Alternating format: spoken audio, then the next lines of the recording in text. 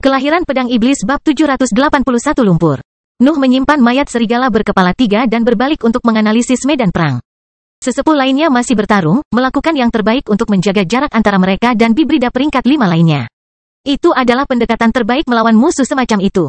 Manusia hanya akan tercabik-cabik jika makhluk perkasa itu menyentuh mereka. Namun, itu menyebabkan pertempuran berkepanjangan yang pada akhirnya akan menguntungkan bibrida karena stamina mereka luar biasa. Jumlah pembudidaya yang lebih tinggi menyeimbangkan faktor itu. Nuh menembak ke arah binatang ajaib tipe laba-laba peringkat 5 di tingkat menengah yang memiliki dantian peringkat 4. Dia tidak mengenali spesiesnya, tapi sepertinya itu sejenis makhluk beracun yang sangat bergantung pada serangan jarak jauh. Lawannya adalah Penatua Koleen yang menyerangnya dengan rentetan sambaran petir. Namun, mantranya tidak mampu menembus lapisan lumpur tebal yang menutupi kerangka luarnya. Laba-laba menahan sambaran petir sambil meludahkan serangkaian paku hijau berasap yang terus dihindari oleh tetua. Elder Koleen tampaknya lebih unggul dalam pertempuran karena bibrida itu belum mengenainya, tetapi dia pasti akan kelelahan sebelum makhluk itu jika tren itu berlanjut. Memiliki keuntungan tidak cukup dalam situasi itu. Nuh mendarat langsung di atas tubuh bagian bawahnya, menginjaknya di tanah tempat ia menciptakan kawah. Laba-laba itu terkejut sesaat, tetapi Nuh tidak ragu-ragu. Dia melengkungkan jari-jarinya dan menikam tangannya di lapisan lumpur, merobeknya saat dia menarik lengannya ke belakang untuk memegang pedang iblis yang mengikutinya dengan setia. Nafas berkumpul di sekelilingnya saat dia membagi pedang dan menebas kerangka luar yang sekarang terbuka. Dua cakar hitam mendarat di tubuh kokoh laba-laba dan menciptakan retakan yang menyebar bahkan di bagian yang masih tertutup lapisan lumpur. Laba-laba melepaskan teriakan kesakitan manusia dan berbalik untuk menatap manusia di punggungnya dengan marah. Namun, Penatua Koleen tidak menyia-nyiakan kesempatan yang diciptakan oleh Noah dan memfokuskan petirnya ke panah oranye tebal yang memotong salah satu kaki bibrida itu. Panah itu kemudian jatuh ke tanah dan menciptakan ledakan yang menghempaskan laba-laba dan Nuh. Ledakan itu tidak membahayakan mereka, dan mereka mendarat agak jauh dari area kosong yang terbentuk secara alami setelah dua eksistensi peringkat 5 mulai bertarung.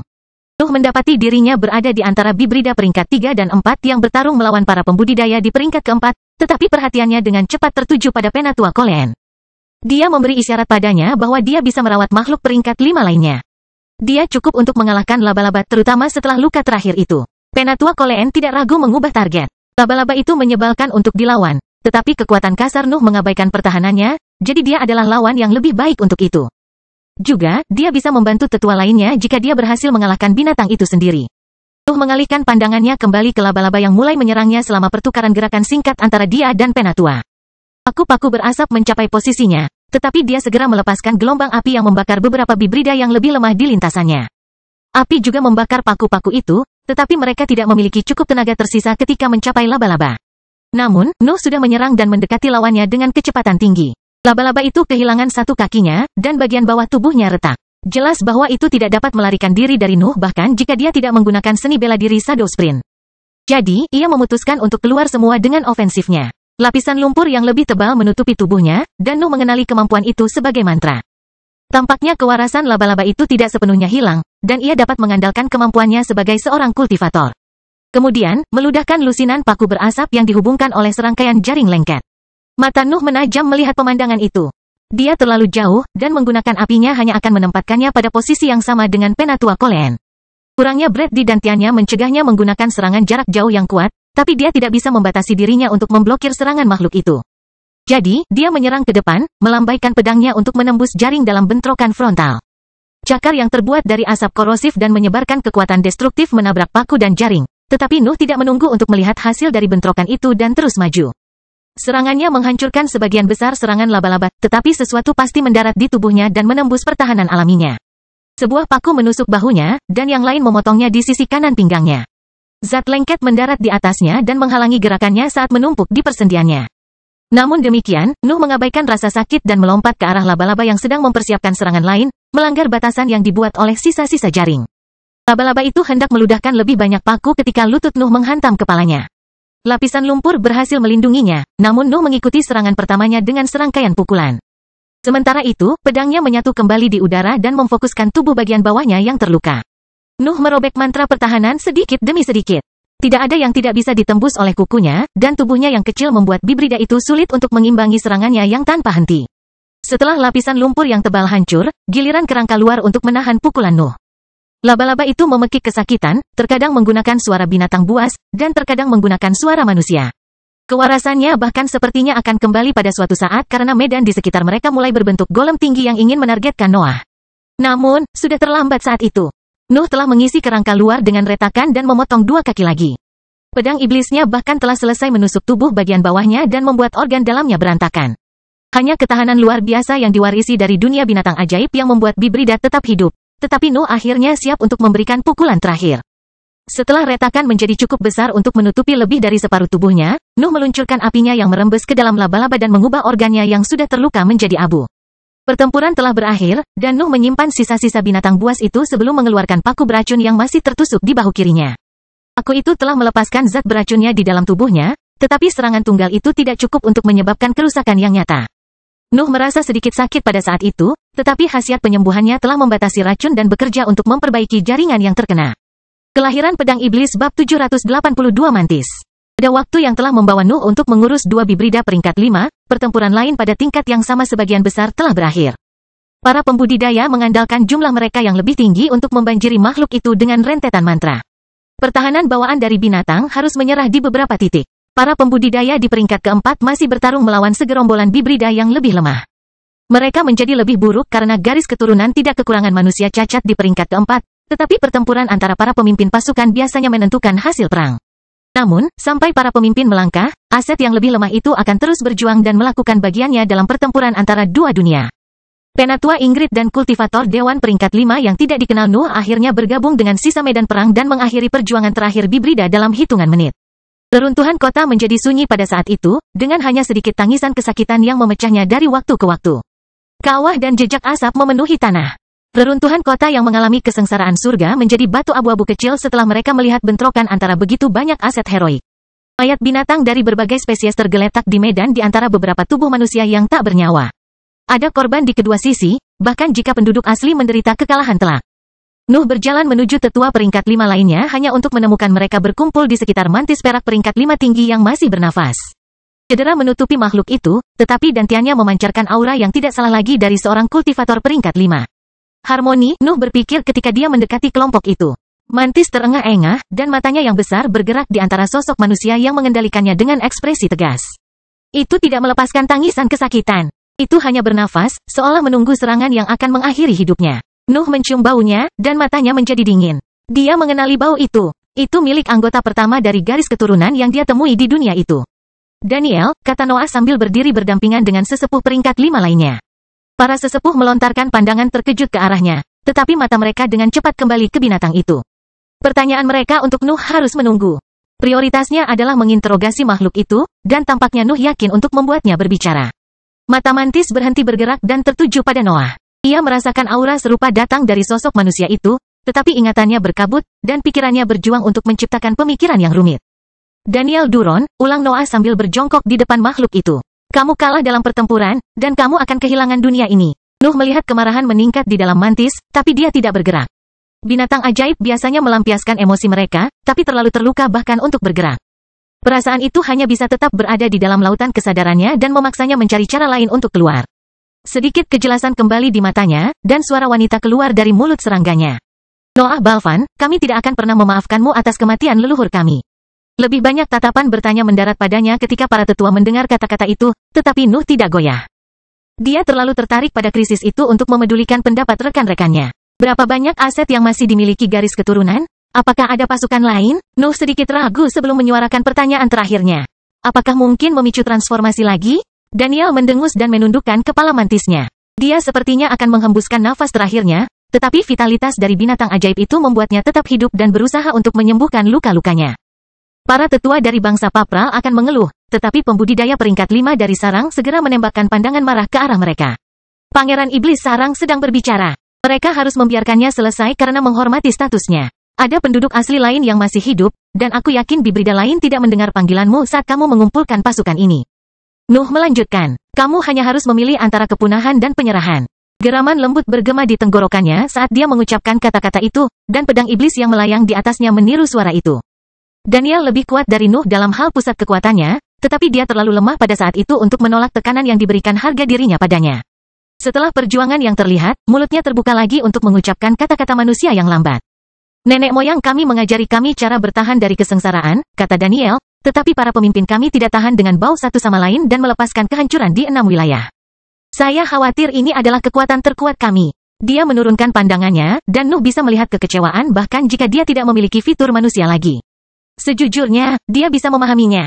Kurangnya pengalaman mereka telah merusak tahun-tahun yang dihabiskan untuk mempersiapkan acara itu dalam menangani naluri binatang ajaib. Lagi pula, pasukan mereka akan jauh lebih banyak dan mengancam jika mereka belajar mengendalikan diri.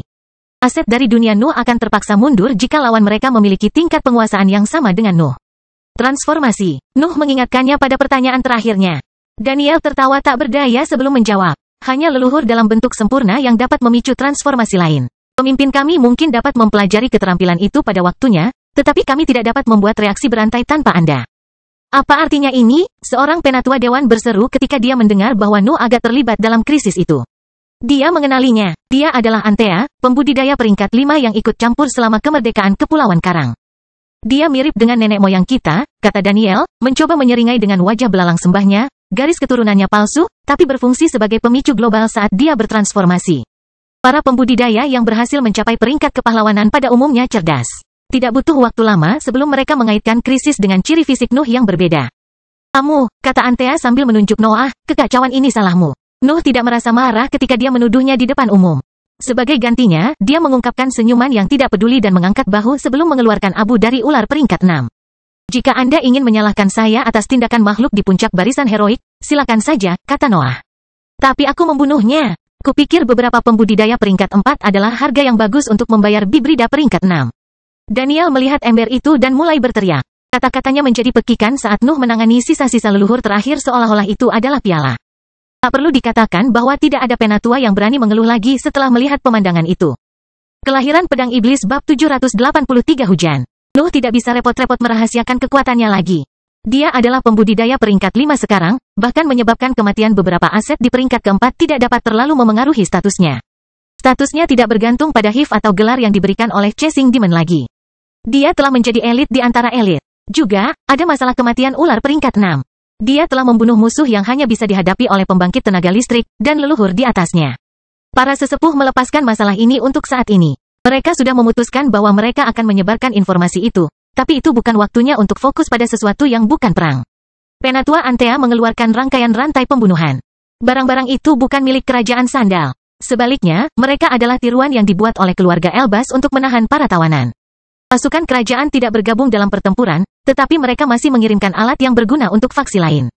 Rantai itu hanyalah salah satunya, tapi bahkan ada barang sekali pakai yang dimaksudkan untuk bertahan dari gelombang kejut yang dilepaskan di atas awan.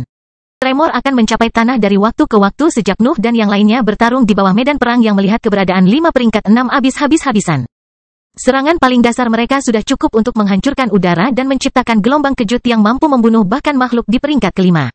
Namun, keluarga Elbas telah menciptakan salep khusus yang akan menyerap gelombang kejut itu sehingga mereka meraih kulit seorang kultivator. Getaran perlahan-lahan akan menghabiskan Lotion, tetapi Royals telah menyediakan cukup banyak untuk bertahan selama beberapa bulan. Para sesepuh mulai merantai bibrida dan membawa mereka kembali ke gunung api. Cara terbaik untuk menahan mereka adalah mengirim mereka ke dunia lain, di mana kekuatan sebenarnya dari 4 faksi berada. Namun demikian, bahkan satu kultivator peringkat 4 sudah cukup untuk tugas itu karena kekacauan itu bertindak sebagai semacam sumpah, yang mencegah bibrida melarikan diri. Nuh dan yang lainnya mulai menjelajahi reruntuhan setelah bibrida yang masih hidup berangkat ke gunung berapi bersama dengan penatua peringkat 4 dari bangsa Papral. Mereka segera menemukan bahwa kesengsaraan tidak menargetkan kastil dari garis darah Duron, bahkan jika itu masih dalam kehancuran karena ledakan para pemimpin mereka. Para sesepuh menyimpan sisa-sisa kastil. Mereka tidak bisa melepaskan barang yang bisa membuat mereka tidak terlihat di mata langit dan bumi. Kemudian, mereka beristirahat sejenak sebelum maju terus. Masih ada bibrida liar yang harus diurus, dan mereka tidak sepenuhnya mempercayai kata-kata Daniel, bahkan jika mereka cenderung mempercayainya. Lagi pula, kondisi mentalnya terlalu lemah untuk berbohong, dan tidak ada alasan untuk melakukannya. Nuh akan menatap langit dari waktu ke waktu. Dia akan mengoleskan salep setiap kali dia merasa gelombang kejut akan mempengaruhi dirinya, dan memburu bibrida yang tersisa hanya mempercepat konsumsinya. Tidak banyak yang bisa dia lakukan. Salep itu tidak dimaksudkan untuk pertempuran. Royals awalnya menciptakannya untuk para pembudidaya manusia yang ingin menjelajahi area terbuka di benua baru. Namun, itu menjadi berguna dalam situasi itu, bahkan jika keluarga Elbas harus membuat versi yang jauh lebih padat daripada produk aslinya. Bibrida liar muncul saat kelompok itu maju terus. Sebagian besar dari mereka akan bingung, tetapi ada beberapa spesimen yang mampu mendapatkan kembali sebagian dari kemampuan mental mereka pada periode itu. Tentu saja, hanya makhluk di jajaran heroik yang menunjukkan kesadaran. Bibrida dalam barisan manusia membutuhkan lebih banyak waktu untuk terbiasa dengan status baru mereka. Para sesepuh membunuh bibrida di barisan manusia dan merantai mereka yang heroik. Harus dikatakan bahwa mereka tidak bertemu satupun makhluk di peringkat kelima di sepanjang jalan, yang membuat Nuh bertanya-tanya apakah sebagian besar dari mereka telah mati selama ledakan itu. Kelompok itu akhirnya pindah ke daerah lain. Daniel tidak berbohong. Nuh dan yang lainnya tidak menemukan pasukan besar yang menunggu mereka. Kekuatan yang paling mengancam di jalan mereka adalah kelompok kecil yang dipimpin oleh bibrida peringkat 5 liar pertama yang mereka temui di luar tentara. Kelompok Nuh menjadi lebih kecil karena semakin banyak aset meninggalkan barisannya untuk mengembalikan bibrida yang dirantai, tetapi tetua di peringkat kelima masih ada. Jadi itu tidak terlalu menjadi masalah. Minggu-minggu berlalu, dan daerah-daerah yang tersisa perlahan-lahan membuka diri di depan pemeriksaan menyeluruh para penyerbu. Pasti ada bibrida yang berkelana di hutan belantara, tetapi tetua tidak cukup peduli untuk membuat tim eksplorasi lain. Mereka juga menjarah kastil di sepanjang jalan, mendapatkan sejarah rahasia penduduk asli yang masih diabaikan oleh tetua. Penelitian bertahun-tahun yang ditumpuk di ruang rahasia menjadi hadiah bagi pihak yang menang dalam pertempuran itu. Pasukan akhirnya mencapai garis pantai, di mana mereka menemukan pasukan kecil lain dengan 8 bibrida peringkat 5 mencoba memberi perintah kepada bawahan mereka yang gelisah. Tidak perlu dikatakan bahwa pertempuran besar lainnya terjadi, tetapi pihak Nuh menang lagi, menderita lebih sedikit korban daripada sebelumnya. Pada saat itu, perang melawan penduduk asli telah berakhir, dengan satu-satunya variabel adalah pertarungan yang masih berkecamuk di atas awan. 5 makhluk peringkat 6 telah bertarung selama hampir 2 bulan saat itu, tetapi aset di lapangan tidak dapat memahami pihak mana yang lebih unggul. Pasukan Nuh yakin dengan kekuatan mereka. Lagi pula, selain lebih banyak, pembudidaya peringkat 6 ada sosok yang luar biasa. Raja Elbas sendirian menciptakan kesempatan untuk melakukan perjalanan ke dunia lain. Dan tidak ada yang bisa membayangkan berapa banyak barang luar biasa yang diizinkan oleh keahliannya untuk membuatnya. Tangan kanan Tuhan adalah orang yang paling dekat dengan Tuhan, yang bukan merupakan gelar yang diberikan hanya karena menyebabkan kekaguman bagi mereka yang mendengarnya. Banyak yang percaya bahwa dia akan menjadi eksistensi berikutnya untuk mencapai jajaran dewa dan naik ke tanah abadi. Itu saja sudah menunjukkan kehebatannya. Adapun tangan kiri dewa, dia masih menjadi pengikut satu-satunya entitas ilahi di dunia Nuh, tetapi kehebatannya sebagian besar dikaburkan oleh atasannya. Para sesepuh mulai membawa bibrida yang tersisa kembali ke gunung berapi, tetapi mereka harus berhenti di tengah perjalanan kembali karena tetesan darah tebal mulai berjatuhan dari langit. Nuh dan bibrida adalah yang pertama memahami apa arti tetesan itu. Mereka bisa merasakan jumlah energi primer yang tidak masuk akal yang terkandung di masing-masingnya. Pertempuran sudah berakhir, Nuh berpikir sambil menutup matanya. Tetesan itu terasa sakit saat menyentuh kulitnya. Bahkan dalam wujudnya, tubuhnya terlalu lemah untuk memakan sesuatu di peringkat ke-6. Kelahiran Pedang Iblis bab 784 AC. Hujan darah untuk beberapa saat, dan beberapa bibrida yang sembrono mencoba membuka mulutnya untuk meminum cairan yang kuat itu. Tubuh mereka mulai mengejang ketika mereka mencoba menyerap energi primer dalam jumlah gila yang terkandung di dalamnya. Darah binatang buas di peringkat ke-6 mampu mengubah lingkungan selamanya. Memuatnya di dalam tubuh peringkat 4 atau 5 sama sekali tidak mungkin. Bibrida itu muntah atau jatuh ke tanah, gemetar seolah-olah mereka telah menelan racun paling kuat di dunia. Darah mulai keluar dari tubuh mereka, dan ukuran mereka mulai meningkat dengan cara yang aneh saat otot mereka mencoba menahan energi itu. Kemudian, jaringan mereka mulai meledak dalam tindakan pelestarian diri bawaan untuk melepaskan energi yang berasal dari para pemimpin penduduk asli di lingkungan. Nuh menggelengkan kepalanya melihat pemandangan itu, dan para tetua di sekitarnya mulai mencari perlindungan agar tidak terkena hujan. Nuh harus segera bergabung dengan tetua. Tetesan air mulai terasa sakit agak cepat hingga beberapa di antaranya akan menembus kulitnya yang kokoh. Namun, dia masih bertahan sebanyak yang dia bisa. Tidak sering mengalami kekuatan makhluk di tahap terakhir dari barisan heroik, dan Nuh tidak mau melewatkan kesempatan itu karena tubuhnya bisa mengatasinya. Hujan akhirnya berhenti hanya untuk digantikan oleh pemandangan sosok tinggi menembus awan dan jatuh bebas ke tanah beberapa kilometer dari posisinya. Nuh mengenali kera itu, tetapi dia tidak bergerak untuk mengambil mayatnya bahkan jika rasa laparnya menjerit di dalam benaknya. Itu bukan jarahannya, atau sesuatu yang bisa dia tangani tanpa bantuan pembangkit tenaga listrik. Beberapa aset yang tersisa di peringkat keempat bersorak saat melihat itu. Salah satu pemimpin pribumi sudah mati. Kemenangan mereka ditetapkan di atas batu. Ketika sosok besar lainnya jatuh dari langit, bahkan beberapa sesepuh di peringkat kelima bersorak. Nuh menelusuri jatuhnya kura-kura dengan matanya. Melihat makhluk perkasa seperti itu jatuh tak bernyawa di tanah melahirkan keinginan yang kuat untuk bergabung dengan dunia itu. Namun, dia mencoba untuk menahan emosinya ketika dia melihat 3 sosok manusia perlahan turun di posisi di mana hibrid telah jatuh. Bahkan jika aset dalam kelompok Nuh berasal dari organisasi yang berbeda, mereka tetap memutuskan untuk memberikan penghormatan kepada pembangkit tenaga listrik yang telah berjuang untuk menaklukkan dunia itu. 3 pembudidaya peringkat 6 tampaknya sadar bahwa aset heroik datang ke arah mereka. Mereka menunggu mereka saat mereka mempelajari mayat bibrida. Jelas bahwa pertempuran itu menantang. Ketiga pembangkit tenaga listrik semuanya berkeringat dan jubah mereka terkoyak sebagian. Dua makhluk dari Kekaisaran Sandal bahkan terluka, tetapi lukanya terbatas pada patah tulang kecil dan beberapa luka. Hanya Raja Elbas yang berdiri tanpa cedera di udara. Jubahnya bahkan yang paling utuh dari ketiganya. Nuh mau tidak mau mengungkapkan tatapan dingin pada pemandangan itu. Dia tahu bahwa individualitas Raja Elbas terkait dengan kebanggaan pada garis keturunannya. Jubah utuh, tidak adanya luka, dan ekspresinya yang tenang semuanya merupakan tindakan untuk menciptakan kekaguman dari sudut pandang Nuh. Namun, dia harus mengakui bahwa hanya seorang kultivator luar biasa yang dapat melakukannya saat melawan dua bibrida peringkat 6. Bahkan jika dia tidak mau, dia mulai menghormatinya. Prestasi Raja Elbas luar biasa. Portal dimensional sudah menjadi sesuatu yang tidak pernah terdengar, tetapi tampilan kekuatannya dalam pertempuran krusial semakin menambah citranya.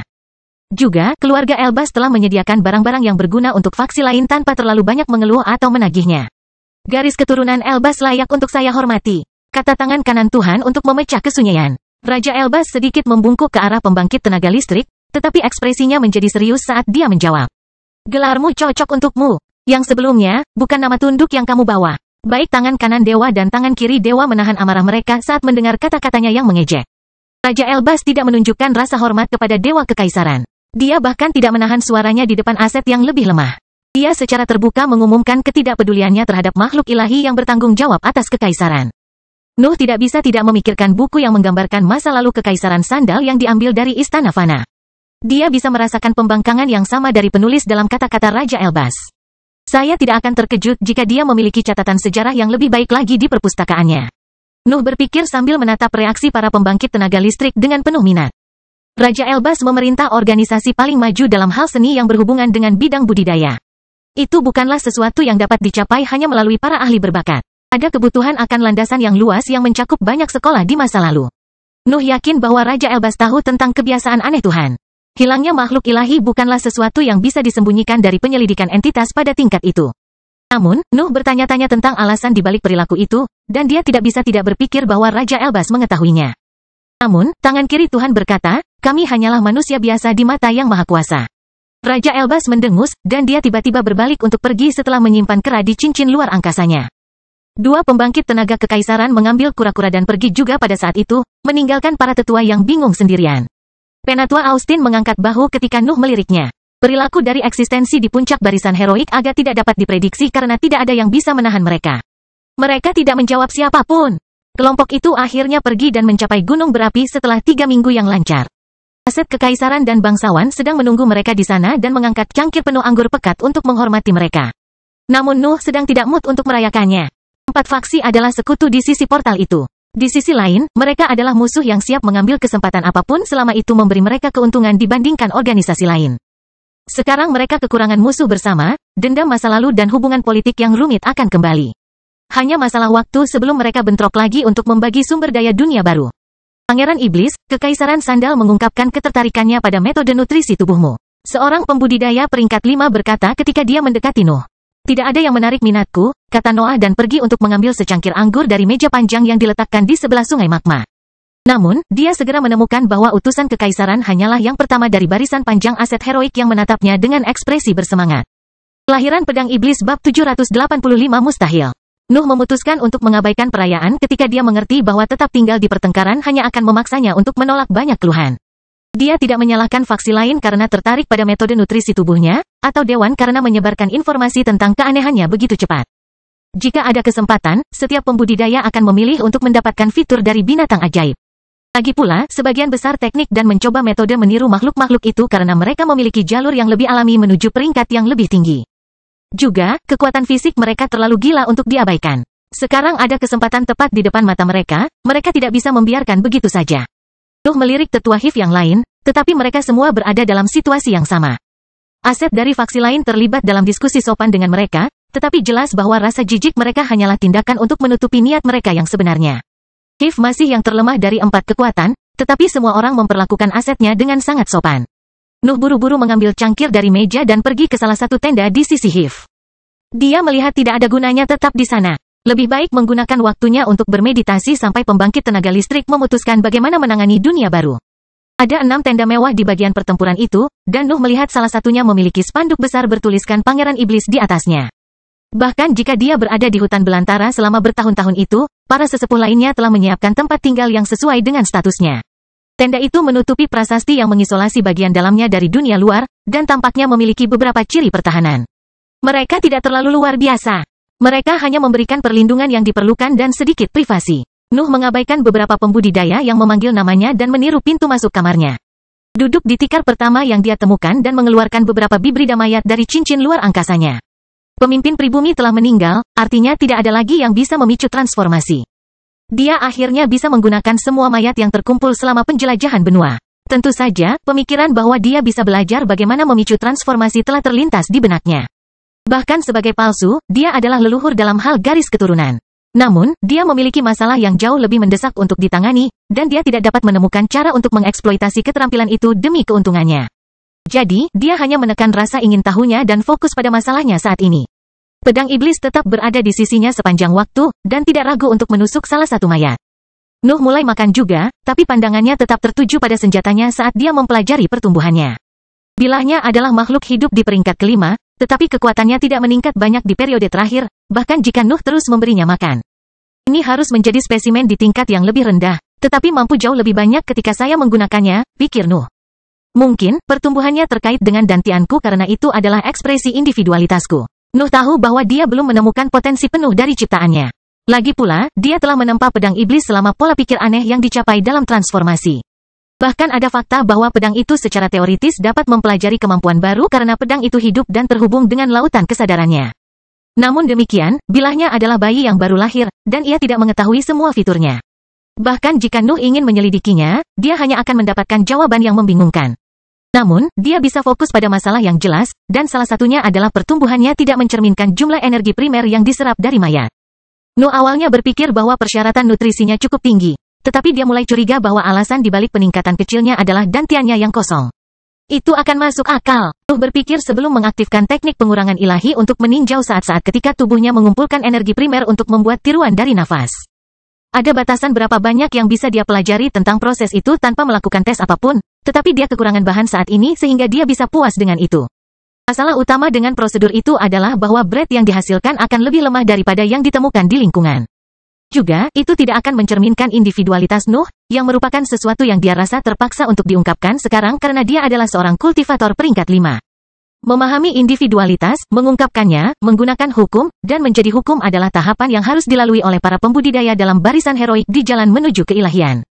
Situasi Nuh aneh karena teknik kultivasinya telah memberikan ciri-cirinya pada nafas, tetapi dia harus melangkah ke fase berikutnya sekarang. Ide yang tak terhitung jumlahnya muncul di benaknya saat dia mempelajari masalah tersebut, tetapi beberapa sosok segera berkumpul di depan tendanya dan menunggu izinnya untuk masuk. Nuh mengenali para pembudidaya dan menggunakan kesadarannya untuk menurunkan pertahanan tenda. Kemudian, Elder Austin dan Elder Julia menyeberangi pintu masuk dan membungkukkan badan sebelum duduk di depannya. Pangeran, Penatua Austin berkata, mereka sangat gelisah. Nuh tidak perlu menanyai Penatua untuk memahami siapa yang dia maksud. Mereka akan kecewa, kata Nuh, itu bukan sesuatu yang bisa diajarkan. Juga, saya tidak benar-benar ingin melihat pembudidaya seperti saya di barisan musuh. Memiliki monopoli atas sumber daya tidak ternilai harganya. Nuh adalah satu-satunya yang tahu bagaimana meniru binatang ajaib dan meningkatkan garis keturunan para pembudidaya sehingga mereka bisa menyerupai nenek moyang penduduk asli yang perkasa. Apakah ada sesuatu yang bisa kamu berikan? Penatua Julia berkata, The Hive dapat memperoleh banyak keuntungan dari transaksi ini. Nuh berpikir sejenak sebelum muncul dengan ide yang memungkinkannya merahasiakan hal-hal spesifik di balik fusi sementara juga menerima untuk mendiskusikannya. Saya mungkin menunjukkan kesalahan dalam prosedur mereka. Saya yakin sebagian besar dari mereka berencana melanjutkan eksperimen di bidang itu. Mata para sesepuh berbinar sesaat, tetapi mereka dengan cepat menggelengkan kepala. Pangeran, kami tidak ingin mereka berhasil terlalu cepat. Seru Penatua Julia. Tepat. Biarkan mereka gagal untuk sementara, setidaknya. Penatua Austin berkata, keluarga Elbas telah memulai analisis mendalam tentang senyawa tersebut. Tidak perlu banyak waktu sebelum mereka belajar bagaimana memaksakan perbaikan tanpa memerlukan transformasi. Nuh bisa mengerti maksud mereka, tetapi dia tahu lebih banyak tentang masalah itu daripada mereka. Bahkan jika Royals berhasil membuat obat dari senyawa yang mampu memperkuat tubuh para pembudidaya, mereka hanya akan membuat tiruan. Mereka tidak akan berhasil karena itu tidak mungkin, pungkas Noah. Kelahiran Pedang Iblis bab 786 rapat. Para sesepuh ingin membahas masalah ini lebih lanjut, tetapi Nuh sudah mengambil keputusan. Tentu saja, keraguan mereka tidak mempedulikan Nuh. Sebaliknya, mereka khawatir bahwa menunjukkan kesalahan yang tak terelakkan dapat menempatkannya dalam bahaya. Namun, Nuh tahu betapa merepotkannya mendapatkan keuntungan dari binatang ajaib. Meniru saja tidak cukup, hanya perpaduan lengkap yang bisa menciptakan makhluk yang mirip dengan nenek moyang asli. Itu tidak mungkin bagi entitas yang sudah mulai menemukan individualitas mereka. Penyesuaian para pembudidaya akan menjadi sesuatu yang lebih unik pada saat itu, sehingga tidak mungkin menemukan pasangan yang cocok untuk perpaduan. Juga, ada masalah insting yang tidak bisa diabaikan. Lagi pula, masalah itu adalah alasan mengapa mereka berhasil mengalahkan penduduk asli dengan mudah. Tidak ada solusi untuk masalah-masalah itu. Misalnya, Nuh dapat menemukan kecocokan dengan naga terkutuk karena dia dapat menggunakan kepribadiannya sebagai standar. Namun, dia tidak dapat menemukan spesies yang sesuai dengan individualitasnya. Apapun yang dipermasalahkan, hanya pikiran yang kuat yang bisa mengendalikan dan menggunakan mereka. Tidak ada jalan keluar dari mereka. Ada juga masalah mengenai metode prasasti yang digunakan dan berbagai perhitungan yang harus dilakukan sebelum melanjutkan fusi. Nuh telah berhasil menyelesaikan pengujian fase dengan agak cepat karena teknik pengurangan ilahi. Sebaliknya, pasukan lain harus mengorbankan banyak aset hanya untuk mendapatkan hasil yang dapat diterima. Cara Nuh melihatnya, bergabung dengan binatang ajaib setelah berjalan di jalur individualitas adalah hal yang mustahil, yang berarti tidak ada aset heroik yang dapat memperoleh kekuatan itu. Satu-satunya metode yang dia pikirkan adalah memicu transformasi dan kemudian kembali ke bentuk manusia. Akan ada masalah lain yang berhubungan dengan prosedur itu, dan hasilnya akan sedikit lebih lemah darinya, tapi sepertinya tidak ada solusi lain. Para sesepuh meninggalkan tenda setelah memutuskan dengan Nuh bagaimana perdagangan akan berhasil. Ketiga faksi hanya dapat mengirim satu utusan pada saat itu dan berdiskusi secara pribadi dengannya dengan harga yang harus disepakati sebelumnya. Tentu saja, pembangkit tenaga listrik tidak diizinkan dalam rapat. Hanya pembudidaya dengan level yang mirip atau lebih rendah dari Nuh yang bisa menjadi utusan. Nuh melanjutkan meditasinya sambil menunggu utusan pertama tiba. Butuh beberapa saat bagi organisasi untuk menyiapkan pertanyaan dan menetapkan harga dengan para tetua. Bahkan banyak yang mengeluh tentang bagaimana HIV ingin menangani situasi tersebut. Namun demikian, itulah kekuatan monopoli, dan beberapa sumber daya adalah investasi kecil jika mereka membantu menghindari masalah dalam percobaan yang akan datang. Beberapa hari kemudian, Kekaisaran Sandal memutuskan untuk mengirim utusannya. Nuh menurunkan pertahanan tendanya hanya untuk menemukan seorang pria jangkung di puncak peringkat keempat melintasi pintu masuk sementara gagal mempertahankan ekspresi bangga. Bahkan warga Kekaisaran pun merasa kurang saat berada di depan monster seperti Noah. Gagasan Kekaisaran cukup kasar. Para ahlinya ingin memurnikan senyawa tersebut dan mengubahnya menjadi bahan inti untuk metode nutrisi tubuh. Nuh mendaftarkan serangkaian masalah setelah dia memikirkan pendekatan itu untuk sementara waktu. Masalah terbesar adalah bahwa para pembudidaya yang berlatih dengan metode itu akan tetap menjadi manusia, yang berarti menyerah pada sifat melahap binatang buas. Kamu tidak bisa berharap mendapatkan hasil yang besar dengan pendekatan non-invasif. Juga, jumlah senyawa yang diperlukan di peringkat kelima akan sangat banyak. Nuh menjelaskan, berusaha untuk tidak mengungkapkan lebih dari yang seharusnya. Utusan itu pergi setelah jawabannya. Tampaknya Kekaisaran telah membayar harga yang kecil hanya untuk menguji apakah itu berjalan ke arah yang benar. Para ahlinya akan berkumpul lagi sekarang dan meminta pertemuan setelah mereka memikirkan sesuatu yang berbeda. Seminggu kemudian, Nuh mendapati dirinya menurunkan pertahanan tendanya untuk fight. Aku tahu, bahkan atasanku berpikir ada sesuatu yang terjadi di antara kita. Fight berkata ketika dia duduk di tikar yang sama dan menunjukkan seringai main-main. Nuh mengesampingkan masalah itu dan fokus pada penjelasan Fight. Dewan ingin menggunakan bibrida sebagai bahan untuk membuat formasi di tubuh pembudidaya. Formasi seperti itu akan tumbuh di samping mereka dan memakan binatang ajaib seolah-olah mereka semacam parasit yang memberi kekuatan pada inangnya sebagai ganti makanan. Nuh harus mengakui bahwa ide tersebut menarik, meski terkesan mustahil untuk diwujudkan karena berbagai kendala. Namun, dia bukan ahli dalam hal formasi, jadi dia hanya membuat daftar masalah yang bisa dihadapi Dewan jika menggunakan pendekatan itu. Pertama-tama, formasi yang dapat tumbuh mirip dengan makhluk hidup, meski hanya dalam bentuk yang bergantung pada inangnya. Sesuatu seperti itu pasti memiliki kemauan, dan itu bisa bertindak melawan kultivator dalam upaya putus asa untuk kebebasan. Juga, tampaknya tidak stabil sebagai metode. Dewan perlu mengembangkan formasi kedua untuk menampung parasit dan memaksanya bekerja sesuai dengan keinginan tuan rumah. Ketika mempertimbangkan fakta bahwa para pembudidaya masih membutuhkan metode nutrisi tubuh yang berbeda untuk meningkatkan, pendekatan itu tampaknya hanya dapat dilakukan oleh sejumlah kecil elit.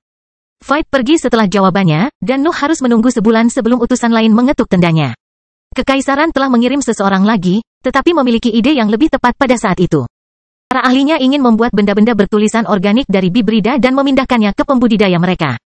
Nuh merasa kaget mendengarnya. Dia bahkan tidak tahu bahwa ada metode prasasti seperti itu. Namun, ada masalah dengan penolakan jaringan asing. Juga, bibrida bukanlah sumber daya tak terbatas, yang membuat pendekatan itu elitis. Setelah pertemuan itu, keluarga Elbas akhirnya memutuskan untuk mengutus seseorang, dan Noah berdiri saat melihat June melintasi pintu masuk tendanya. Mereka mengatakan bahwa Anda hanya akan menipu siapapun yang termasuk dalam keluarga kerajaan, kata June. Noah menyegel tenda, dan June mendorongnya ke salah satu sofa yang tersedia di sana ketika dia merasakan bahwa mereka akhirnya terpisah dari dunia luar. Duanya tidak memiliki kesempatan untuk mengucapkan selamat tinggal ketika mereka kembali dari misi mereka karena pertempuran antara eksistensi peringkat 6. Namun, mereka memastikan untuk memperbaikinya pada momen keintiman yang kebetulan itu. Noah, kata June saat dia berbalik menghadap kekasihnya yang berbaring di bawahnya, mereka ingin menggunakan metode elemental forging. Kamu tahu bahwa mereka akan membuat hubungan itu. Noah mengangguk dan hanya bisa membelai pipinya ketika dia melihat ekspresi khawatirnya. Kemudian, dia mematuhi ketentuan pertemuan dengan menunjukkan kekurangan metode itu. Tidak mungkin menemukan makhluk yang cocok untuk pembudidaya heroik. Kelahiran Pedang Iblis bab 787 energi. Keluarga Elbas tahu tentang metode elemental forging, tapi mengabaikan spesifikasinya. Dengan kematian Ivor, Nuh adalah satu-satunya di seluruh dunia yang mampu mewariskan ajaran tersebut. Namun, Royals tidak meminta metode prasasti, yang menunjukkan kepercayaan diri mereka untuk dapat menirunya bahkan jika mereka kekurangan informasi penting. Nuh tidak peduli jika keluarga Elbas berhasil mereproduksi metode elemental forging. Royals dapat mencoba dan gagal selama yang mereka inginkan karena tidak ada jalan keluar dari masalah yang diciptakan oleh individu. Bahkan jika mereka berhasil meniru fusi Nuh, mereka tidak akan bisa menerapkannya pada aset heroik mereka saat ini. June terus bertanya saat mereka berdua berbaring di salah satu sofa di dalam tenda. The Royals tidak hanya memiliki satu ide pada saat itu. Sebagai organisasi paling maju di bidang yang berkaitan dengan perjalanan kultivasi, keluarga Elbas memiliki banyak metode yang dapat digunakan dan dapat menjelajahi berbagai pendekatan. June bertanya kepada Nuh tentang proses yang melibatkan alkimia, rune, formasi, prasasti dari berbagai jenis, dan bahkan teknik yang membutuhkan mantra khusus. Jumlah ahli di antara Royals dan keragaman mereka membuat Nuh tidak bisa berkata-kata, terutama karena mereka bahkan mencakup ide-ide yang sudah didiskusikan dengan utusan negara lain. Sebagian besar waktu Nuh tidak dapat memberikan jawaban yang lengkap karena dia bahkan tidak memahami dasar-dasar prasasti atau prosedur yang terlibat. Namun, ada masalah yang tidak bisa dihindari yang bisa dia tunjukkan. Jika suatu metode terlalu non-invasif, maka akan membuat versi hibrida yang lebih lemah. Jika prosedur mengarah ke modifikasi spesies pembudidaya, maka ketidakstabilan mental akan muncul. Adapun semua metode di antara ekstrim tersebut, mereka berbagi masalah dengan kedua pendekatan tersebut. Kamu menyelesaikan semua itu sendiri, kata June ketika daftar pertanyaannya selesai.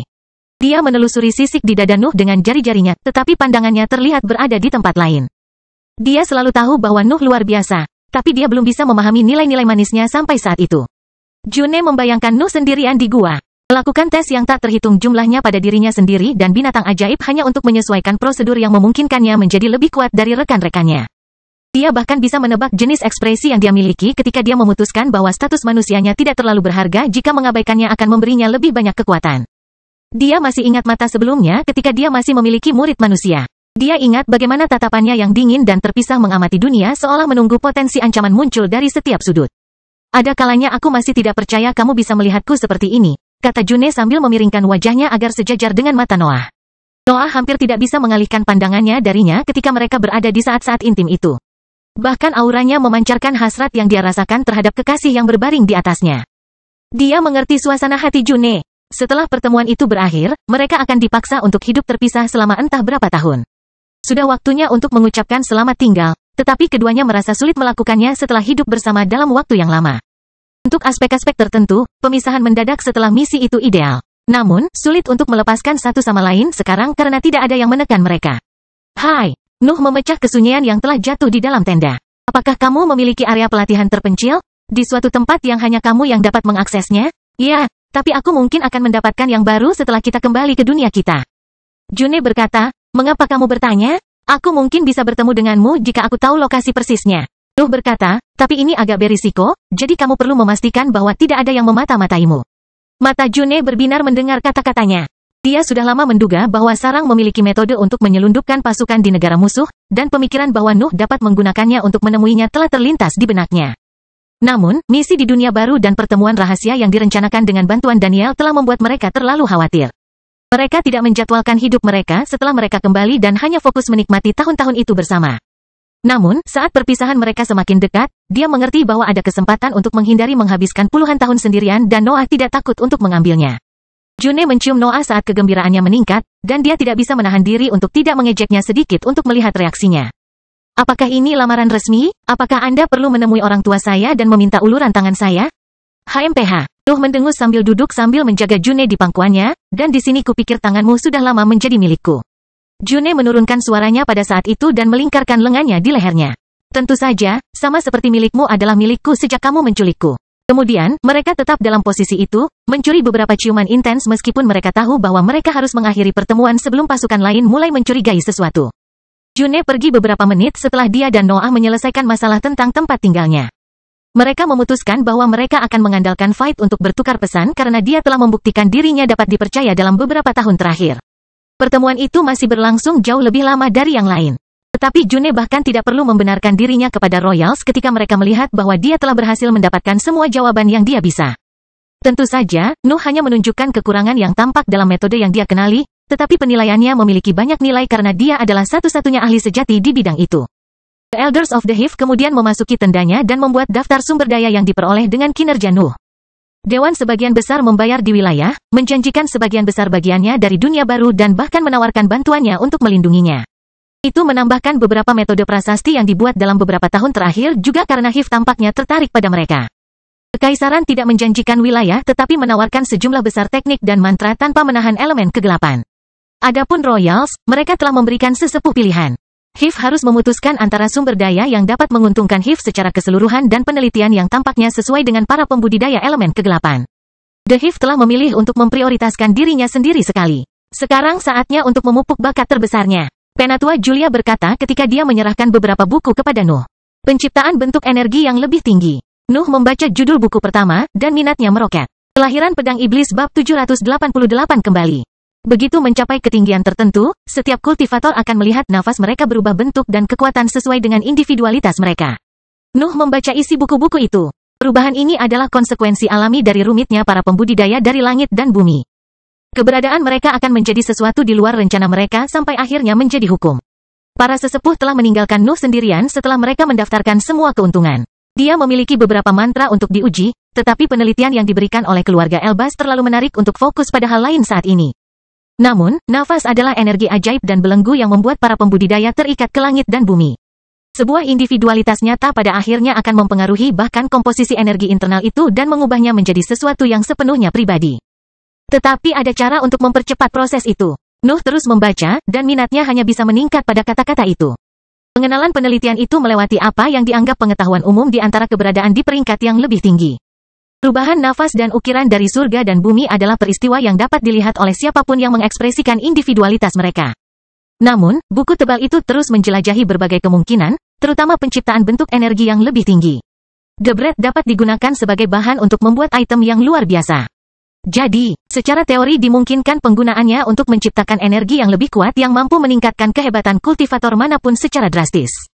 Nuh membaca sambil bertanya-tanya siapa penulis. Buku-buku tebal itu, ada deskripsi rinci tentang eksperimen dan susunan yang diuji oleh pakar yang mengejar ide-ide tersebut. Penulis bahkan mencatat kekhasan metode prasasti yang digunakan dan kondisi mentalnya ketika dia melakukannya. Buku pertama ternyata mencantumkan kegagalan, hanya diakhiri dengan sebuah wahyu. Perilaku, nafas terlalu bergantung pada elemennya. Tidak mungkin membuat metode terpadu. Nuh buru-buru mengambil buku kedua dan melanjutkan bacaannya. Saya telah menemukan persyaratan dasar untuk energi yang lebih tinggi dari setiap elemen. Dalam kasus saya perlu membuat bahan yang mampu melahirkan api yang lebih kuat selama pembakaran. Saya masih belum jelas tentang apa yang akan saya gunakan, tapi ini permulaan. Penulis kemudian membuat daftar rangkaian eksperimen lain. Tetapi sebagian besar menargetkan sifat nafas dari elemen api, yang tidak menarik bagi Nuh. Saya telah menemukan sesuatu yang bisa berhasil. Saya ahli terbaik di seluruh negara Utra, dan bahkan penegakan hukum keluarga kerajaan tidak dapat menghentikan perbaikan saya. Saya tahu sekarang bahwa tidak ada bahan bakar yang lebih baik dari saya sendiri. Mata Noah terbelalak saat membaca baris-baris itu. Bayangan seorang pria yang mengenakan mahkota muncul di benaknya sesaat. Dia mulai curiga bahwa penulis tanpa nama itu sebenarnya adalah Raja Elbas. Catatan mengisi sisa buku besar itu. Mereka tidak mendeskripsikan eksperimen, tetapi mereka melaporkan pemikiran acak dan momen inspirasi singkat yang telah diputuskan oleh penulis untuk ditulis saat dia terus meneliti. Buku ketiga dan terakhir menjelaskan pendekatan yang harus dimiliki seorang kultivator dalam menciptakan energi yang lebih tinggi menurut setiap elemen. Menurut penulis, ada perilaku khusus untuk setiap elemen yang harus dieksploitasi oleh para pembudidaya. Api membutuhkan bahan untuk membakar, air membutuhkan kerapatan, angin membutuhkan gerakan terus-menerus, bumi membutuhkan fondasi, dan kilat membutuhkan gesekan. Namun, ketika sampai pada elemen terang dan gelap, penulis tidak dapat mengidentifikasi perilaku tertentu, yang memaksanya untuk menyerah dalam menciptakan metode untuk elemen tersebut. Secara teoritis, kultivator dengan bakat terang dan gelap harus mampu menciptakan energi yang lebih tinggi yang sesuai dengan kepribadian mereka dengan cara yang tidak bisa dilakukan oleh elemen lain. Elemen paling langka tidak memiliki status tetap dan dapat berisi perilaku apapun. Saya tidak akan terkejut jika mereka dapat menciptakan kembali materi dunia yang sama. Nuh menutup buku terakhir di baris itu. Penelitian tersebut tidak memberitahu dia cara menciptakan energi yang lebih tinggi dengan elemennya, tetapi itu memberinya ide dan kepastian bahwa itu mungkin.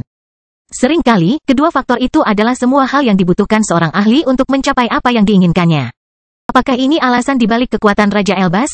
Nuh mempertanyakan dirinya sendiri. Benar-benar monster. Dia tidak bisa tidak menghormati pembangkit tenaga listrik keluarga kerajaan bahkan lebih setelah penemuan itu. Lagi pula, dia adalah seorang kultivator yang telah berhasil menciptakan cabang perjalanan kultivasi yang sama sekali baru. Tentu saja, Nuh tidak dapat memastikan bahwa penulisnya adalah Raja Elbas. Tetapi terlalu banyak kebetulan baginya untuk tidak menghubungkan keduanya. Saya terlalu fokus pada energi utama sehingga saya bertahan untuk membuat versi yang lebih kuat dari Brett daripada mengunggulinya. Nuh berpikir sambil membaca buku-buku itu sekali lagi.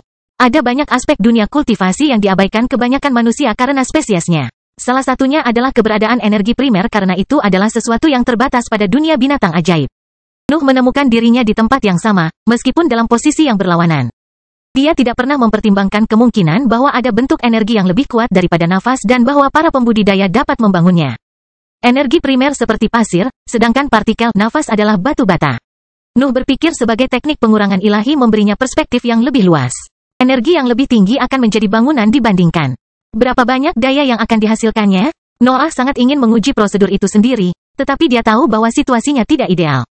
Dia tidak memiliki cara untuk mengumpulkan Brett, apalagi menggunakannya untuk membangun energi yang lebih kompleks dan kuat.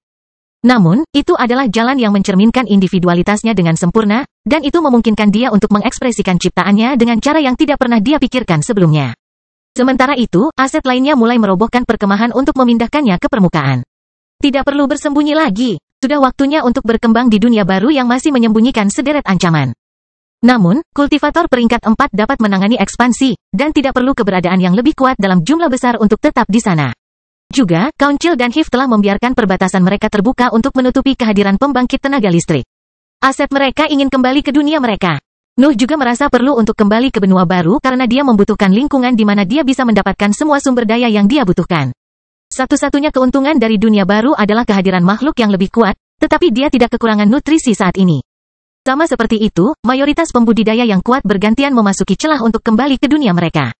Invasi secara resmi berakhir. Kelahiran Pedang Iblis bab 789 rumah. Setelah lebih dari 15 tahun cedera di dunia lain, Nuh akhirnya melewati lorong dimensi untuk kembali ke tanah airnya. Bangsa Utra telah berubah drastis pada masa itu. Vegetasinya telah tergeletak, dan berbagai retakan muncul di medan yang sekarang gersang di sekitar portal besar. Garis-garis bersinar yang mengelilingi benda bertulisan agung yang mampu menghubungkan dua tanah fana telah menguras negara itu bahkan jika keempat kekuatan itu tidak pernah gagal menyediakan energi. Untuk mempertahankan fungsinya, portal membutuhkan terlalu banyak daya untuk bekerja, dan wilayah di sekitarnya harus menanggung konsumsi yang luar biasa. Tidak heran jika seluruh bangsa Utra menjadi gurun dalam beberapa dekade mendatang. Lagi pula, jelas bahwa memberikan energi eksternal ke portal tidak cukup untuk mengatasi efek buruknya, dan tidak satupun dari empat kekuatan yang cenderung menutupnya. Mengorbankan suatu bangsa untuk seluruh dunia adalah perdagangan yang akan dilakukan siapapun. Di mana keluarga bangsawan? Nuh berpikir ketika dia melihat area terdekat dengan kesadarannya. Satu-satunya jejak kehidupan yang bisa dia rasakan berasal dari perkemahan kecil yang dibangun oleh 4 organisasi di sekitar wilayah itu. Sepertinya tidak ada orang lain di sisi selatan negara itu. Nuh dapat segera memahami bahwa situasi politik telah berubah pada tahun-tahun itu, tetapi dia menahan rasa ingin tahunya untuk saat ini. Hive pasti akan memperbaruinya begitu dia kembali ke benua baru, dan dia harus memprioritaskan dantiannya sebelum melibatkan dirinya dalam perjuangan politik. Lebih banyak pembudidaya keluar dari portal, tetapi semacam kewaspadaan yang menggantikan kegembiraan karena mereka kembali. Di dunia itu, mereka bukan lagi pasukan bersama. Di sisi itu, mereka adalah musuh milik organisasi yang melakukan yang terbaik untuk mendapatkan keuntungan dari yang lain. Bahkan Nuh merasakan perubahan itu, terutama saat dia melihat June keluar dari dimensi lorong. Belenggu yang diciptakan oleh situasi politik di sana dapat mempengaruhinya bahkan sekarang karena dia adalah seorang kultivator peringkat 5 yang lengkap. Namun, dia mendekati titik di mana dia bisa mulai mengabaikan batasan itu. Fight juga keluar dari portal dan mendekatinya untuk menyampaikan beberapa patah kata. Aku akan datang mengunjungimu, tapi kurasa aku akan menemui June dulu. Fight mengedipkan mata dan menoleh ke arah para tetua dewan, yang sudah mulai berkumpul di perkemahan mereka. Nuh melihat beberapa dari mereka dengan tegas mengangguk ke arahnya ketika mereka melihat berbicara dengan Fight. Rupanya hubungan mereka yang dituduh telah mendapat persetujuan dari atasannya. Para sesepuh Hive membatasi diri mereka sendiri untuk mengungkapkan senyum sopan pada aset dewan dan keyakinan yang pergi. Mereka tahu tentang Noah dan June, tapi mereka tidak tahu apa yang terjadi di hutan belantara. Jadi, mereka hanya bermain-main dan meninggalkan semuanya di tangan Nuh. Juga, Dewan adalah rumah iblis yang merusak, yang membuat situasi itu jauh lebih rumit. Itu bukanlah sesuatu yang bisa dipengaruhi oleh tetua. Itu adalah masalah yang hanya bisa didiskusikan oleh Nuh dan ketiga iblis. Para sesepuh, Nuh, dan pembudidaya Hive peringkat 4 akhirnya terbang menuju perkemahan mereka untuk mengatur ulang sebelum berangkat ke Kepulauan Karang. Pasukan lain akan menggunakan portal untuk memulai kolonisasi menyeluruh. Tetapi Nuh sudah tahu bahwa dia akan kembali ke dunia lain hanya ketika dia perlu mengisi kembali simpanan mayat binatang ajaibnya. Aku seharusnya baik-baik saja sampai peringkat ke-6 dengan dunia baru dan kedua lautan. Nuh berpikir ketika dia melihat beberapa pembudidaya peringkat 4 mengungkapkan niat mereka untuk bergabung. Dengan penjajahan, setidaknya masalah itu sebagian terselesaikan. Harus dikatakan bahwa Nuh tidak ingin menyelam ke laut untuk mencari mangsa yang cocok. Kedalaman gelap dari lingkungan itu menyembunyikan bahaya yang selalu berusaha dihindari oleh para pembudidaya karena tidak banyak manfaat yang tersedia. Tidak ada gunanya menjajah daerah yang tidak bisa mereka huni. Kelompok itu dengan cepat mencapai kepulauan dan berpisah di sana karena Penatua Kolean dan Penatua Ingrid harus melanjutkan peran mereka. Ketua lainnya, Nuh, dan sebagian besar aset di peringkat keempat mengambil matriks teleportasi untuk kembali ke hutan-hutan putih. Chasing Demon menyambut mereka, dan dia memimpin para sesepuh di kamar pribadinya untuk merayakan kemenangan mereka melawan Bibrida dan kemajuan luar biasa Nuh. Dreaming Demon dan Flying Demon juga bergabung dalam perayaan itu, dan Nuh tidak ragu untuk menanyai mereka tentang dimensi yang terpisah. Tentang topik itu, kata Flying Demon sambil meminum cangkir di genggamannya dalam sekali teguk, kami harus menurunkan cabang di bawah negara Utra. Portal itu mulai mempengaruhi fungsi dimensi, dan kami takut bahwa itu bahkan bisa mengungkapkannya. Sungguh sia-sia, kata Nuh, ya, toh tidak banyak yang bisa dilakukan di sana. Setelah penggerebekan dan menyelesaikan pembalasannya, hanya ibu kota dan akademi kerajaan yang tetap menjadi target yang sesuai. Namun, Royals mengendalikan mereka, dan keamanan mereka meningkat ketika Raja Elbas mengaktifkan portal tersebut. Tidak ada gunanya melanjutkan penggerebekan, terutama dengan dunia baru yang tersedia. Bagaimana dengan keluarga bangsawan? Bangsa Utra perlahan menjadi tidak cocok untuk para pembudidaya. Nuh bertanya, tetapi kedua iblis itu tidak menjawab dan mengisyaratkan bahwa dia akan segera mengetahuinya. Nuh akhirnya pergi sementara tetua lainnya masih sibuk merayakan. Bukan karena dia tidak menikmati dirinya sendiri. Sebaliknya, masalah dengan dantiannya terlalu mendesak untuk menghabiskan waktu melakukan hal lain. Saat dia terbang menuju kubahnya, dia menyiapkan daftar bahan yang nantinya akan dikirim Hive ke tempat bawah tanahnya. Namun ketika dia sampai di kubahnya, dia melihat sebuah rumah besar dengan spanduk yang sudah dikenalnya berdiri di antara bangunan kota yang tampak sederhana. Ini tidak terduga, Nuh berpikir ketika dia turun ke mansion dan menyebarkan kesadarannya untuk berbicara dengan pembudidaya peringkat 5 yang berkultivasi di dalamnya. Apa yang kamu lakukan di sini? Nuh mentransmisikan, dan rumah besar itu tampaknya mengambil nyawa ketika keberadaan peringkat 5 lainnya memperhatikan kehadirannya. Setelah beberapa menit, serangkaian pembudidaya heroik keluar dari gedung dan membungkuk ke arah Nuh sebagai bentuk penghormatan, berseru sesuatu yang membuatnya semakin terkejut. Keluarga Udie menyapa Pangeran Iblis. Nuh terdiam saat dia mengalihkan pandangannya di antara sosok-sosok yang sudah dikenalnya itu. Dia melihat Daniel, Amos, dan para bangsawan lainnya di jajaran heroik, tapi dia masih tidak mengerti alasan dibalik kehadiran mereka di sana. Penjelasan akan dihargai, kata Nuh. Amos tak segan meluruskan posisinya sebelum membuat rangkuman peristiwa masa lalu. Portal telah menyia-nyiakan bangsa Utra. Keluarga Elbas telah menekan kemarahan umum keluarga bangsawan dengan menjanjikan cara untuk meningkatkan level para kultivator heroik dan dengan paksa. Dengan tanah air kita berubah menjadi tanah kosong tepat di depan mata kita, mayoritas bangsawan menyerah. Penyebabnya tidak ada lagi. Kelahiran Pedang Iblis bab 790 mantra dan laporan. Beberapa kalimat sudah cukup untuk membuat Nuh mengerti bahwa telah terjadi beberapa perubahan drastis selama bertahun-tahun yang dia habiskan di dunia lain. Namun, dia memiliki banyak hal yang harus dilakukan sehingga dia tidak ingin berbicara untuk saat ini. Dia hanya mencatat dalam benaknya bahwa Daniel telah mencapai level June dan Fight pada periode itu sebelum memberikan beberapa perintah. Saya ingin penjelasan mendetail tentang semua yang telah terjadi dalam beberapa tahun terakhir. Kirimkan saja ke Jason atau Bruce. Mereka pasti ada di suatu tempat. Kemudian, dia pergi ke tempat tinggal di bawah tanahnya, dan para bangsawan menghela nafas lega ketika mereka melihat sosoknya menghilang. Namun, mereka segera menyadari bahwa ada sesuatu yang salah tentang pertemuan itu. Dantian Nuh kira-kira berada di peringkat kelima. Nuh tidak membuang-buang waktu. Segera setelah dia kembali ke tempat tinggalnya, dia mengirimkan daftar dengan materi kepada Penatua Julia dan mulai meninjau mantra baru dari elemen bayangan yang baru diperoleh. Kerajaan Sandal telah menggunakan mantra untuk menyampaikan nasihatnya tentang masalah Bibrida, dan, yang mengejutkannya, dia menemukan beberapa diagram yang cocok untuk bakatnya. Juga, merampok kastil telah memberi penjajah akses ke sumber daya penduduk asli, yang memiliki beberapa mantra di antaranya. Namun, hanya sedikit dari mereka yang cocok dengan individualitasnya, dan bahkan ada yang kurang mampu menandingi peringkat kesadaran masyarakatnya. Saya kira ketiganya layak diterjemahkan begitu saya mendapatkan nafas saya kembali. Saya akan menyimpan yang lain untuk tujuan inspirasi. Nuh berpikir ketika dia meletakkan sebuah buku besar dan 2 gulungan di tanah sebelum menyimpan mantra lain yang telah dia buang. 2 dari mantra itu berasal dari kekaisaran, sementara Hiv menemukan yang lain di dunia lain. Di antara mereka, 2 dapat mengekspresikan kekuatan hingga peringkat 5 sementara yang lain tidak memiliki batasan dalam setengah tingkat kultivasi. Tidak kusangka evolusi akan memberiku sesuatu seperti ini.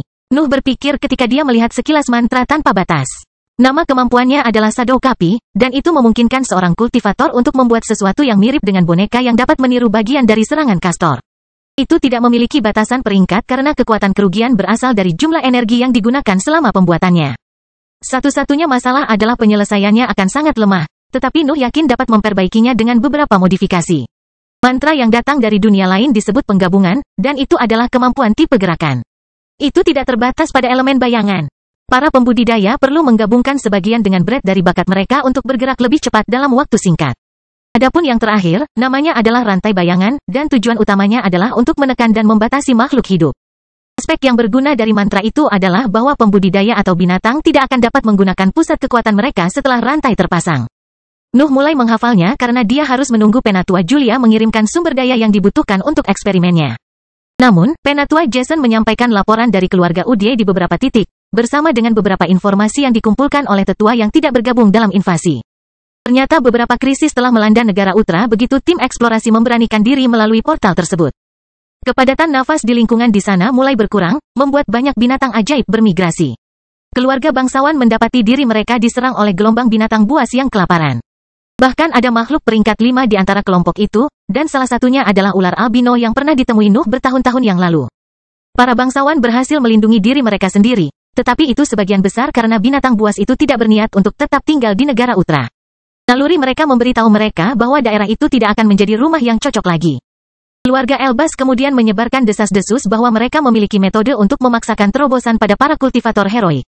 Banyak bangsawan skeptis tentang hal itu. Tetap saja, ada terlalu banyak aset heroik di barisan mereka dengan pusat-pusat kekuasaan yang mandek selama berabad-abad. Juga, lebih banyak bangsawan mulai menerima persyaratan royals ketika mereka melihat bahwa para pembudidaya yang bergabung dengan mereka meningkat. Sedikit demi sedikit, keluarga bangsawan bergabung dengan royals di benua baru, meskipun status mereka sepenuhnya tunduk di sana. Penindasan terus-menerus dan ketidakmungkinan untuk memanfaatkan peluang kebetulan memaksa banyak bangsawan untuk menyerah, terutama setelah rumah mereka akan berubah menjadi gurun. Kadang-kadang pemberontak harus menerima kenyataan bahwa mereka tidak bisa menang. Keluarga Elbas terus tumbuh lebih kuat, dan patriarknya adalah monster yang mampu membuka jalan menuju tanah fana lainnya. Tidak ada yang akan bertaruh pada penurunannya. Namun, beberapa keluarga bangsawan menolak untuk memihak royals dan memutuskan untuk berganti organisasi. Namun, keluarga Elbas mencap sebagian besar dari mereka sebagai pengkhianat dan memburu mereka, mengubahnya menjadi tawanan atau langsung membunuh mereka. Hanya keluarga yang cukup pintar untuk berurusan dengan royals di bidang politik yang berhasil mengubah faksi tanpa konsekuensi yang mematikan. Keluarga Udie adalah salah satunya, dan harus menyerahkan sebagian besar sumber daya dan kekayaannya agar bebas pergi. Hubungannya dengan Hiv akhirnya membawanya ke pantai barat daya, di mana Chasing Demon memutuskan untuk menambahkannya ke jajaran Hiv, meski hanya dalam masa percobaan untuk saat ini. Lagi pula, tidak ada yang akan mempercayai seseorang yang pernah berpindah sisi. Sejujurnya, Sarang sangat membutuhkan aset heroik untuk mencocokkan 3 negara besar. Tetapi tidak begitu tak berdaya untuk mempercayai pembudidaya yang telah merencanakan revolusi untuk entah berapa tahun. Bahkan dengan beberapa sumpah, Chasing Demon tetap tidak memberi Amos dan keluarganya tempat duduk di antara tetua lainnya. Laporan Penatua Jason memperbarui Nuh tentang situasi umum Hiv. Tahun-tahun yang dihabiskan dalam damai telah memungkinkannya memanfaatkan sepenuhnya tren positifnya, yang melihat jumlah keseluruhan pembudidaya yang kuat meningkat. Hiv memiliki lebih dari 70 pembudidaya peringkat 4 sekarang. Dan beberapa dari mereka bahkan adalah master prasasti di beberapa sekolah yang diajar oleh 37. Chasing Demon juga telah memerintahkan pembangunan akademi, 1 untuk setiap kubah. Mereka akan mulai beroperasi setelah cukup banyak pembudidaya menjadi master prasasti dan dapat menginstruksikan aset manusia di bidang tersebut. Sumber daya yang diminta oleh Nuh akhirnya tiba, dan dia menemukan tempat bawah tanahnya dipenuhi oleh begitu banyak berkah nafas sehingga dia merasa sulit untuk menemukan tempat duduk. Tentu saja, itu adalah masalah terakhirnya, apalagi sekarang dia akhirnya mulai menciptakan teknik kultivasi peringkat 5 miliknya.